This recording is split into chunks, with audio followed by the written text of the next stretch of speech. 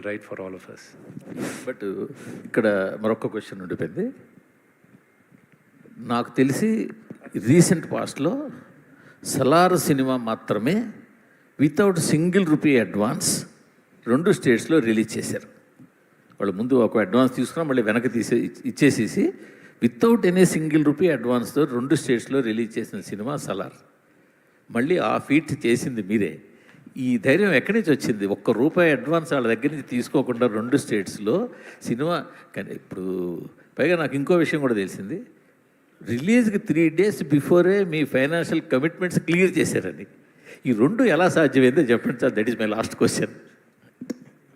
Sir, నా పేరు పైన ఉన్న ఆస్తులన్నీ బ్యాంకులో పెట్టి ఫైనాన్స్ చేసుకున్నాం. ఎవ్రీథింగ్, ఎవ్రీ సింగిల్ థింగ్ బ్యాంకుల్లో పెట్టి ఫైనాన్స్ చేసుకున్నాం. జీవితంలో ఒక సమయం వస్తుంది, ఎవ్రీథింగ్ ఉన్న కాయిన్స్ అన్ని తీసుకొచ్చి ముందు పెట్టేసి హెడ్స్ ఆర్ టేల్స్, హెడ్స్ అయితే గెలుస్తాం, టేల్స్ అయితే పోతాం. అది నాకున్న సిచ్యువేషన్ కన్నప్పలో. అండ్ దేవుడి దయ వల్ల ఇట్స్ ఓన్లీ శివలీల. ఈరోజు మీరందరూ నేను గెలిచాను అంటున్నారు. ఇట్స్ ఆల్ బికాస్ ఆఫ్ శివలీల. నాకు ఇంకా నమ్మబుద్ధి కావట్లా. This success is entirely the audiences. And నిజమైన సినిమా ఆనెస్ట్గా తీస్తే ప్రేక్షకులు ఆదరిస్తారని ఇది ఒక నిదర్శనం అనేది నేను నమ్ముతున్నాను. సార్, విష్ణు గారు, శ్రీకాళహస్తి మహోత్సవం కల్పితం 2 మిక్స్ చేశారు కదా. అయితే భక్త కన్నప్ప సినిమా చూశాక యాజ్టీజ్గా తీస్తే ఇది ఆడదు, చాలా వేరియేషన్స్ ఉన్నాయి. శివలింగం, వాయులింగం గురించి ఆ ఆటవిక జాతీయ నాయకుడు దాడి చేయడం అనేది ఆ పాయింటే చాలా కొత్తగా ఉంది. అది నిజంగా ఉందా లేదా మీ క్రియేషనా? అది క్రియేషన్. అది నేను తీసుకున్న ఇన్స్పిరేషన్ ఎక్కడి నుంచి అంటే, ఇతను గజనీ మొహమ్మద్ వచ్చి సోమనాథ్ టెంపుల్ని కొల్లగొట్టి ఆ లింగాన్ని పగలగొట్టి వెళ్ళిపోయాడు. పగలగొట్టి అతను తీసుకెళ్ళాడు. అతను చేసిన దారుణం ఇంకా దారుణలేండి. ఆ లింగాన్ని తీసుకెళ్ళి ఏమన్నాడంటే, మెట్ల పైన వేస్తాను, మీ దేవుడు ఏం చేస్తాడో చూడండి, పగలగొట్టుకొని మెట్ల పైన వేసుకుంటాను. కానీ అదొక గొప్ప కథ ఉంది. మళ్ళీ అతన్ని చంపడానికి తమిళనాడు ఒక మహారాజు సేనాధిపతిని పంపిస్తాడు. అదొక అద్భుతమైన కథ. ఏ రోజైనా ఆ కథ తీయాలని నాకు ఒక ఆశ ఉంది. సో అది ఇన్స్పిరేషన్ తీసుకున్న. దండయాత్రకు వచ్చి వాళ్ళ లింగాన్ని తీసుకెళ్లాలనేది నేను ఆ హిస్టరీని ఇన్స్పిరేషన్గా తీసుకున్నాను. అదే మీ సినిమాకి సక్సెస్ ఫస్ట్ పాయింట్ అది నాకు తెలిసి. తర్వాత మీరున్న శరత్ కుమార్ పాత్ర చివరిలో అది మోహన్ బాబు గారు ఆయన లేనిదే ఊహించుకోలేము. యాక్చువల్గా వేరే సినిమాలో మోహన్ బాబు క్యారెక్టర్ ఇలా ఉండదు. శివపురాణంలో చూసుకుంటే వేరే ఉంటుంది. అంత డీప్గా మీరు వెళ్ళి ఉండరు. గుడి కూలిపోతుంది, విమర్శిస్తే గుడి కూలిపోతే ఈయన బాడీ అంతా శివలింగం మీద పెట్టి ఆపుతాడు. అది క్లైమాక్స్. నేను అదే ఎక్స్పెక్ట్ చేశా, కానీ చివరిలో ఇది కంక్లూజ్ ఇచ్చారు. చాలా బాగుంది. అంటే విమర్శలకి ఎవరికి దొరకకుండా తీశారు. It's great. మీకు సక్సెస్ వస్తే మేము వచ్చినట్టు ఫీల్ అయ్యాం. Thank you. అదే చెప్పాను గురుగారికి. బ్రహ్మాండంగా యాక్ట్ చేశారు ఈయన. ఓకే, అందరూ all the best. Thank you. Thank you so much. Vishnu, Suresh garu, congratulations. Thank you. Thank you. సినిమాలో అన్ని క్యారెక్టర్లు అద్భుతంగా ఉన్నాయి. ఎస్పెషల్లీ ప్రభాస్ క్యారెక్టర్ వచ్చినప్పటి నుంచి ఇంకా పీక్స్ మాట. అది అనుకుంటే ఈ లోపుగా క్లైమాక్స్లో భక్త కన్నప్పగా మారిన తర్వాత విష్ణువులో ఇంత గొప్ప నటుడు ఉన్నాడా అనిపించే విధంగా జీవించారు. ఆ సీన్స్లో అసలు నిజంగా అంత అద్భుతంగా అనిపించింది మాకే. జనరల్గా నేను సినిమాలు చూసినప్పుడు ఈ క్యారెక్టర్కి డెఫినెట్గా అవార్డు వస్తుంది అని ఫిక్స్ అయిపోతా. అవార్డు ఇవ్వచ్చు, ఏదైనా అవార్డు వస్తుంది గ్యారెంటీగా అని ఫిక్స్ అవుతా. అట్లా మీకు, అలాగే మీ అబ్బాయి చైల్డ్ ఆర్టిస్ట్కి డెఫినెట్గా తను కూడా అవార్డు కొడతాడు అనిపించింది. అంత గొప్పగా నటించారు. నిజంగా నటించారనికంటే జీవించారనిపించింది. అంత బాగా నచ్చింది సినిమా చూసినప్పుడు. ఇప్పుడున్న రోజులు ఇదివరకంటే ఏ సినిమా అయినా 100 days, 200 days, 170 days, 300 days, 350 days ఇట్లా అన్ని లక్షల మంది ఈ సినిమా చూస్తారన్న. సో ఫర్ 1,50,000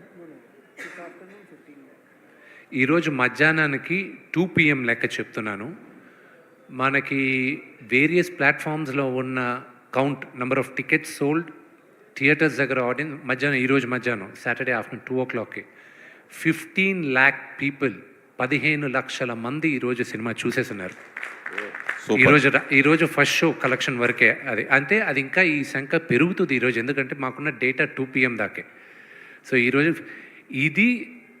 ఈ సంఖ్య ఎక్కువ పెరగాలని నాకుంది. నాకు దీంట్లో డబ్బు మీరు నమ్మరు, టిల్ నౌ నాకు ఒకటే ఏంటంటే, నిన్న అన్నపూర్ణ డిస్ట్రిబ్యూషన్ సాయిబాబా అండ్ సాయిబాబా గారు, దాని తర్వాత మైత్రి శశి గారు, వాళ్ళిద్దరూ వచ్చి ఇది అడ్వాన్స్గా పెట్టుకోండి అని చెప్పి అన్నపూర్ణ సాయిబాబా గారు ట్రాన్స్ఫర్ చేశారు. శశి గారు డబుల్ డిజిట్ నెంబర్తో ఒక డీడీ తీసుకొచ్చి ఇచ్చారు. సూపర్. ఓకే, ఇది అడ్వాన్సే కేవలం, ఇది ఫైనల్ కాదు మీకు, ఇది ఓన్లీ ఫస్ట్ అడ్వాన్సే అన్నారు ఆయన. ఆ నంబర్లు చూసి I was like thank you అనుకున్నాను. బట్ నా ఎయిమ్ ఏంటంటే సురేష్ గారు, my aim is purely one thing. ఎంతమందికి నేను కన్నప్ప కథ నేను చెప్పగలను, that is my success. That's my only success. Money దేవుడి దయ వల్ల రేపు మంచి నాకు ఈరోజు ఒక గొప్ప ఆపర్చునిటీ ఇచ్చారు ప్రజలు, నాకు మంచి విజయాన్ని ఇచ్చారు. రేపు నేను అనుకున్న కథలు చేయడానికి నాకు ఇప్పుడు ఒక ధైర్యం ఉంది. నేను చేసేటప్పుడు డబ్బులు వస్తాయి.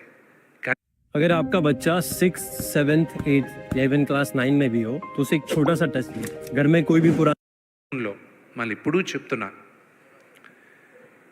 50 సంవత్సరాల తర్వాత ఈ తరానికి కన్నప్ప కథ చెప్పమని శివుడు నన్ను ఎన్నుకున్నాడని నేను నమ్ముతున్నాను. అదే నేను తీశానని నేను నమ్ముతున్నానండి. అదే ఈ సినిమాకి మీరు ఇప్పుడు డబుల్ డిజిట్స్ ఇచ్చారు, ముందుగా డీడీ ఇచ్చారు, ఇలా అకౌంట్ ట్రాన్స్ఫర్ చేస్తున్నారు. నిజంగా మీ ధైర్యానికి hats off. First of all ఓటీటీకి అమ్మకుండా మీ సినిమా ఉంచుకున్నందుకు. అది ట్రిపుల్ డిజిట్స్గా గ్యారంటీగా మారుతుంది అనేది ఓపెన్ హార్టెడ్ బిజినెస్లో అందరికీ తెలుసు. అది అంతే.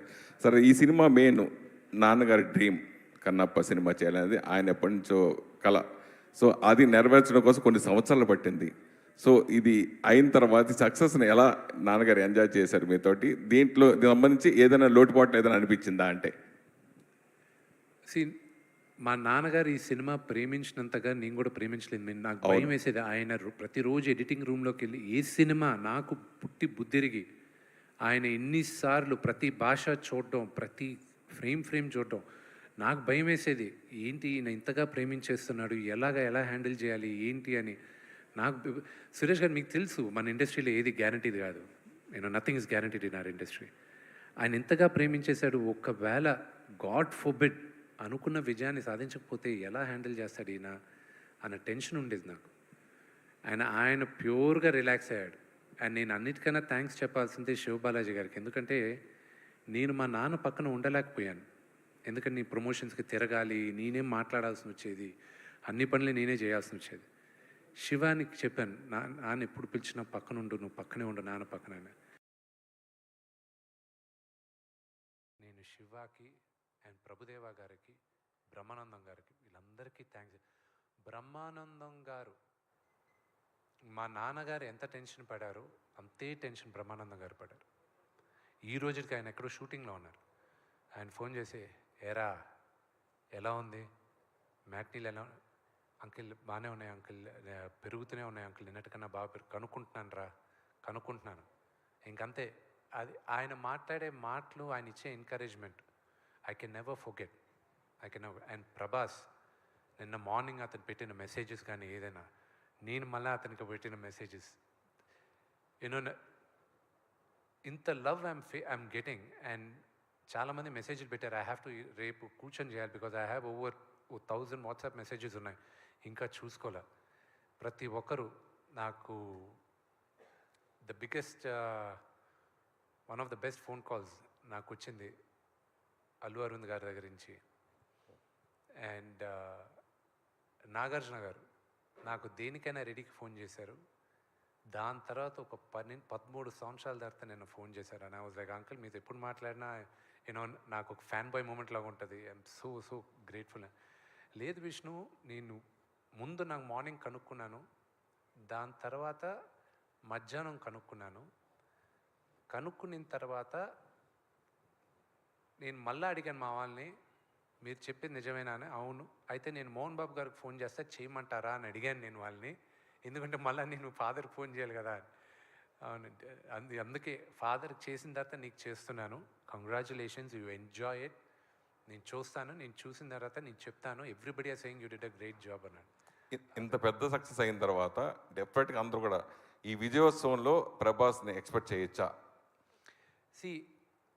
నా సోదరుడికి ఇష్టం లేని పని నేను మొహమాటం ఉండేది, ఇబ్బందికరమైన ఉన్న పని నేను ఎప్పుడు అడగను. బట్ ఐల్ సీ ఇంకా సక్సెస్ మీట్ కోసం ఇంకా విఆర్ స్టిల్, ఇది కూడా సక్సెస్ మీట్ పెట్టమని డిస్ట్రిబ్యూటర్స్ అందరూ మాట్లాడితే నేనన్నా లేదు, ఇట్స్ టూ ఎర్లీ కదా అన్న. లేదు మీరు అట్లీస్ట్ నేను థ్యాంక్స్ కాదు చెప్పాలనుకుంటున్నానంటే ఆ థ్యాంక్స్ మీట్ అయినా పెట్టండి అని. So they can first thanks to all the media. I'm really grateful మీరు ఈ మూవీకి నాకు సపోర్ట్ చేసిన దానికి. I'm really grateful and the messages all of you have sent.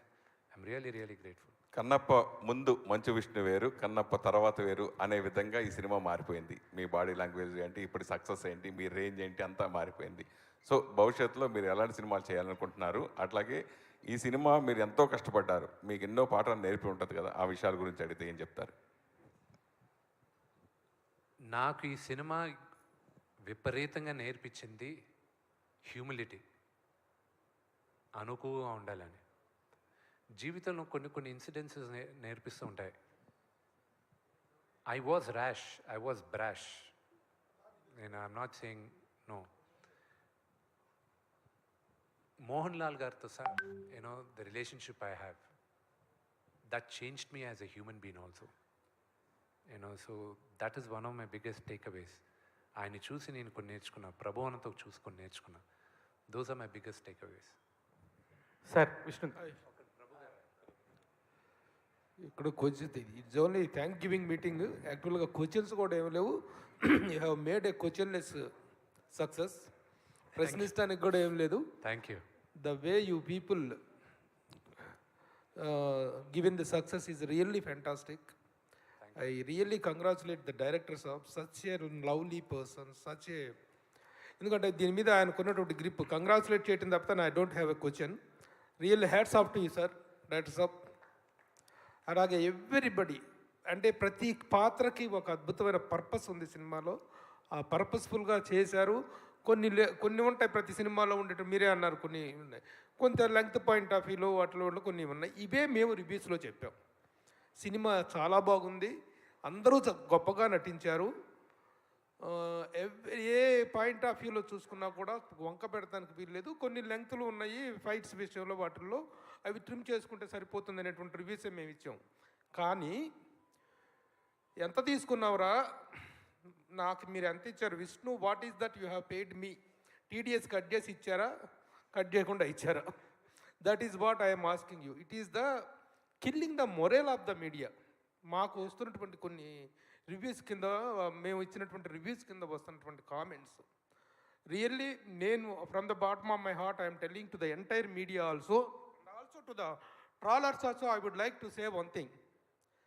Media ఒక మంచి సినిమా వచ్చినప్పుడు how the media is standing behind a film, how the media is supporting the films అనేటువంటి ఒక మంచి వాతావరణాన్ని మేము ఎలా సపోర్ట్ చేస్తున్నామో మెయిన్ స్ట్రీమ్ మీడియా అనేటువంటిది అందరికీ తెలుసు. కానీ అలాంటి మీడియా ఇచ్చినటువంటి రిపోర్ట్స్ కింద, వాటి ఇచ్చినటువంటి రివ్యూల కింద ఎంత తీసుకున్నారు మీరు, ప్యాకేజ్ ఎంత ముట్టింది అనేటువంటి ఎదవ కామెంట్లు చేస్తున్నటువంటి ఎదవలకి, ఎందుకంటే ఈ మాట ఎందుకు మాట్లాడాల్సి వస్తుంటే చాలా బాధగా ఉంది.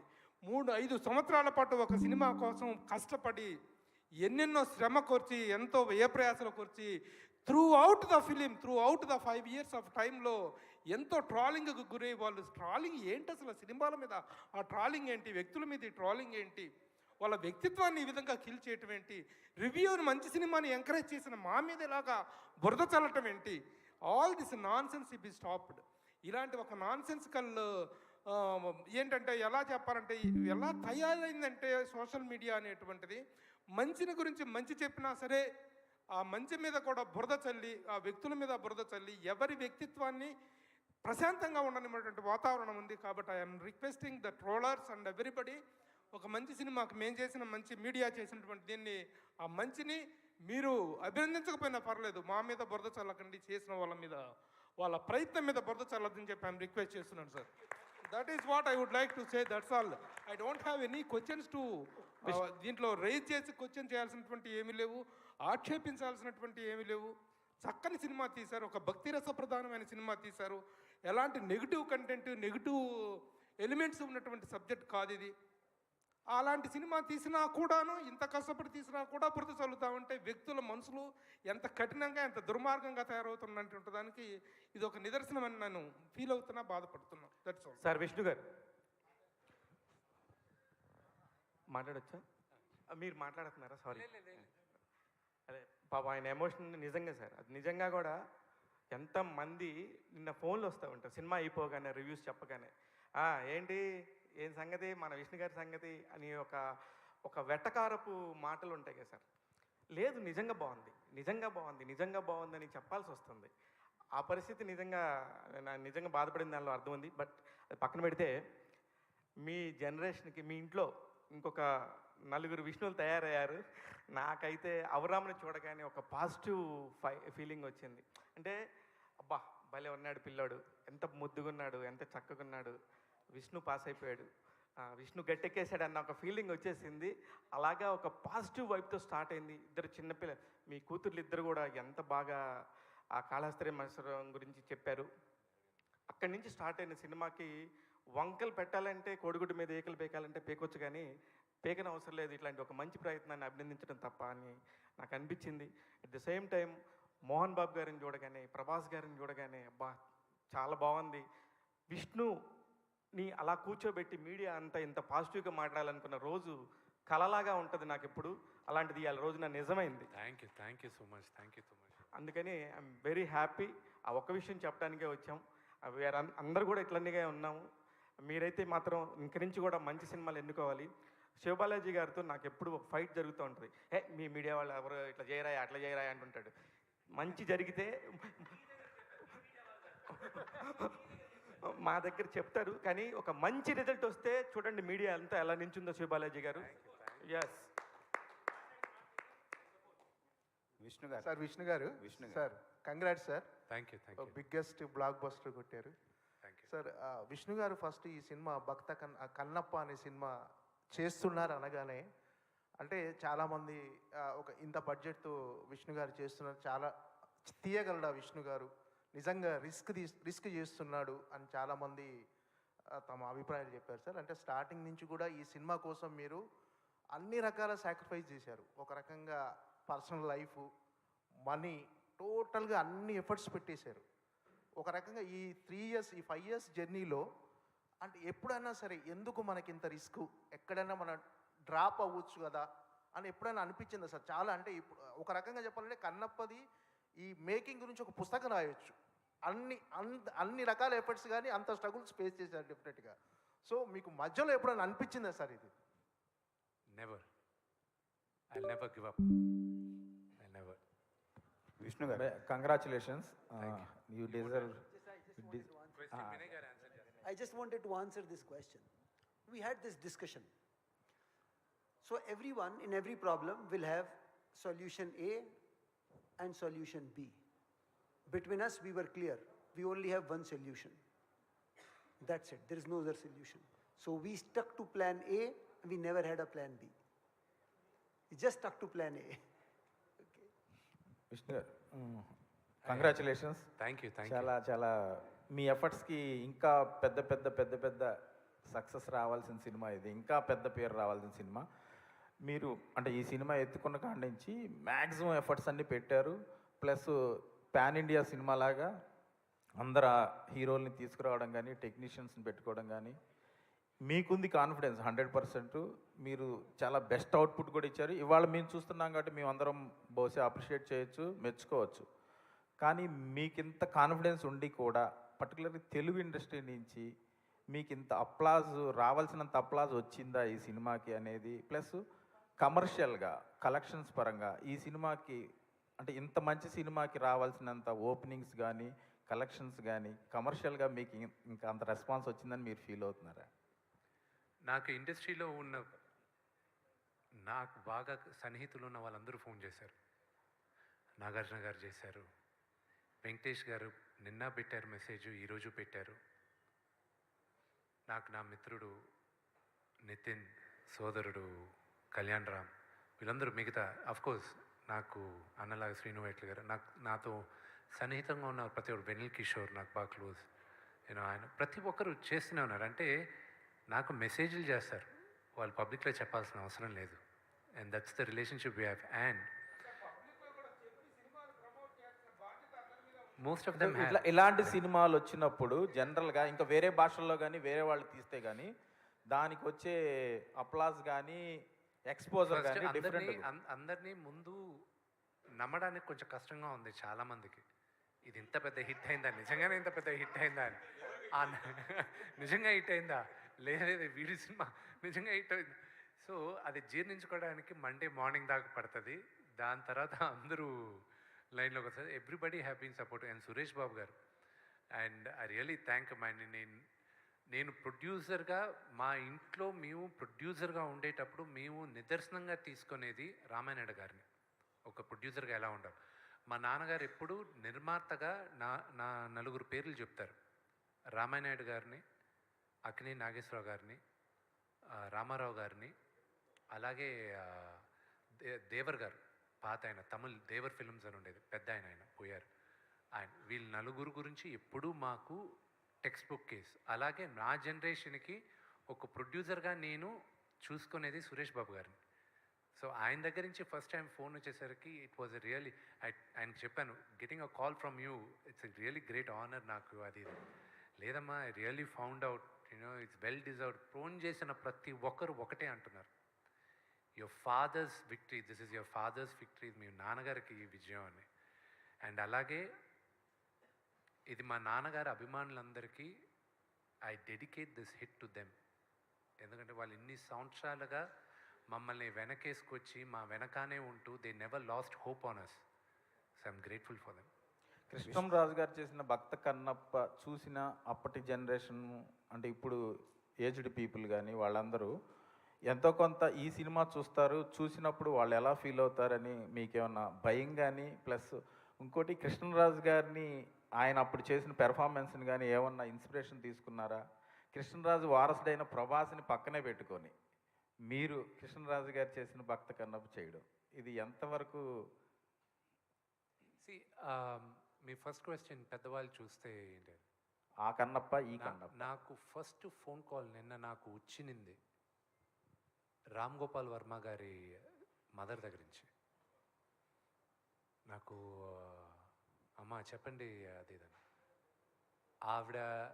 ఆవిడ చేసిన యానాలిసిస్ వాస్ నాకు ఐ వాజ్ లైక్ వావ్, అమ్మ అన్నీ చూసుకున్నారా. దేర్ వాజ్ అ సీక్వెన్స్ ఎక్కడ మా నాన్న నన్ను గూడోలో నుంచి విలేసేస్తాడు.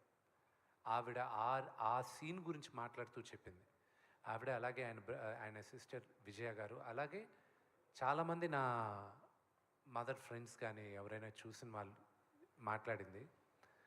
అండ్ జయసుధ గారు నిన్న రాత్రి ఫోన్ చేసి మాట్లాడడం, these are all heart touching for me. పెద్దవాళ్ళు నన్ను అప్రిషియేట్ చేశారు. ఈ జనరేషన్ వాళ్ళందరూ ఇప్పుడు సోషల్ మీడియాలోనే they are talking and I'm grateful. నేను ప్రతి మీటింగ్లోనూ చెప్పాను, మళ్ళా చెప్తున్నాను, ఐఎమ్ ప్రభాస్కి నేను రుణపడి ఉన్నాను. That is only one word I can say to him.